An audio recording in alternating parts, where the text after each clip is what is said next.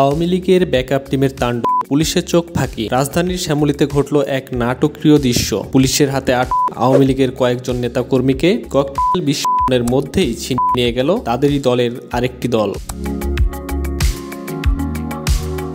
OC Mohammad ইমামুল হক বলেন, মঙ্গলবার সকাল 11টার দিকে শ্যামলী শিশু মেলার মোড়ে আওয়ামী লীগের নেতাকর্মীরা মিছিল বের করলে পুলিশ হঠাৎ করেই তাদের মধ্যে 5 থেকে 6 জনকে আটক করে। কিন্তু কিছুক্ষণের মধ্যেই মোটরসাইকেলে চড়ে আসে এক ব্যাকআপ টিম, প্রায় 25 থেকে 30টি বাইক। তারা এসে টানা কয়েকটি ককটেল ফাটায় এবং নাটকীয়ভাবে পুলিশের হাত থেকে আটকদের ছিনিয়ে নেয়। তিনি আরো বলেন, আমাদের চোখের সামনেই ঘটনা ঘটে। হঠাৎ ব্যাকআপ টিম আসায় আমরা আটককৃতদের ধরে রাখতে পারিনি। তবে সেই সময় পুলিশের পাল্টা পদক্ষেপে ব্যাকআপ টিমেরই একটি মোটরসাইকেল সহ 6 জনকে আটক করা হয় বলে জানিয়েছেন তিনি।